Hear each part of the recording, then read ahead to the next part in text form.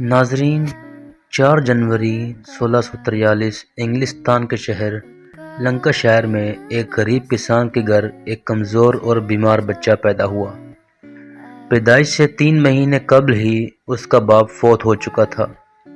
اس کے والد کا نام آئزیک نیوٹن تھا۔ جب بچہ پیدا ہوا تو اس کی ماں نے اپنے مرحوم شوہر کی یاد میں نومولود بچے کا نام بھی آئزیک نیوٹن رکھا۔ جب نیوٹن 3 برس کا ہوا تو اس کی ماں نے دوسری شادی کر لی۔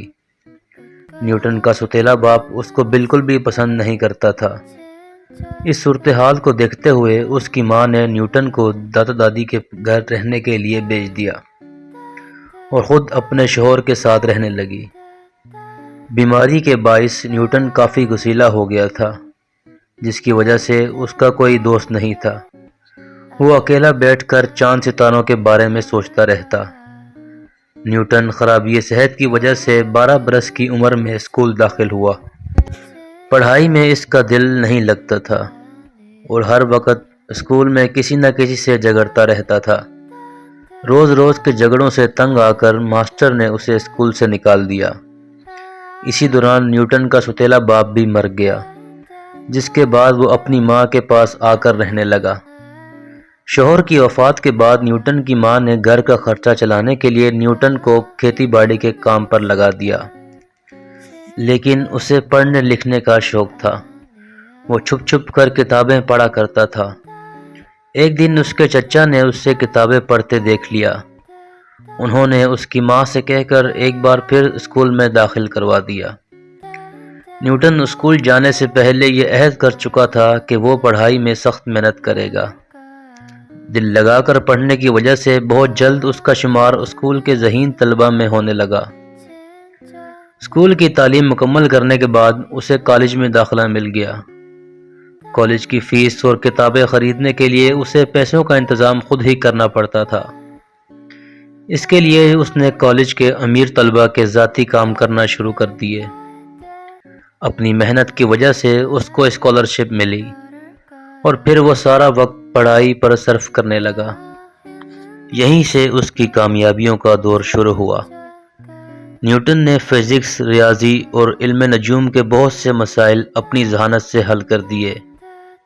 ایک روز وہ سیب کے درخت کے نیچے بیٹھا تھا کہ اس کے قریب ایک سیب آ کر گرا، جسے دیکھ کر نیوٹن سوچ میں پڑ گیا کہ اگر یہ سیب زمین کی طرف اسی سمت میں گرے اور گرتا چلا جائے تو تقریباً زمین کے مرکز سے ہو کر گزر جائے گا۔ زمین پر سیب گرنے کا سبب نیوٹن نے کشش ثقل بتایا اور یوں کشش ثقل کا نظریہ ایجاد ہوا۔ اس نے ہر طرح کی حرکت کے الجھے ہوئے مسئلے کو حرکت کے 3 قوانین کی مدد سے سمجھنا آسان کر دیا۔ اس کے علاوہ زمین کی طرف گرنے والی چیزوں سے لے کر تمام سیاروں کی گردش کو ایک آسان سے قانون میں سمو دیا۔ اس نے ایسے فارمولے ایجاد کیے جن کی وجہ سے دنیا میں انقلاب برپا ہو گیا۔ کچھ عرصے کے بعد اس کو سر آئزیک نیوٹن کا خطاب دیا گیا۔ اس عظیم سائنسدان کا کہنا ہے کہ کوئی بھی ایجاد ایک بڑی سوچ کے بغیر ممکن نہیں۔ نیوٹن نے ہزاروں ایسی ایجادات کیں جن کی وجہ سے تاریخ میں اس کا نام ہمیشہ کے لیے امر ہو گیا۔ اس نے ریاضی کے علم میں کچھ اضافے بھی کیے۔ اس کے بنائے ہوئے قوانین کو نیوٹن کے قوانین کہا جاتا ہے۔ اس نے لا آف موشن کے نظریے کے نام سے کچھ قوانین ایسے ایجاد کیے جن کا استعمال آج بھی سائیکل سے لے کر ہوائی جہاز بنانے میں کیا جاتا ہے۔ نیوٹن نے اپنی شورائے آفاق کتاب قدرتی فلسفہ کے حسابی اصول لکھ کر سائنس کی دنیا میں تہلکہ مچا دیا۔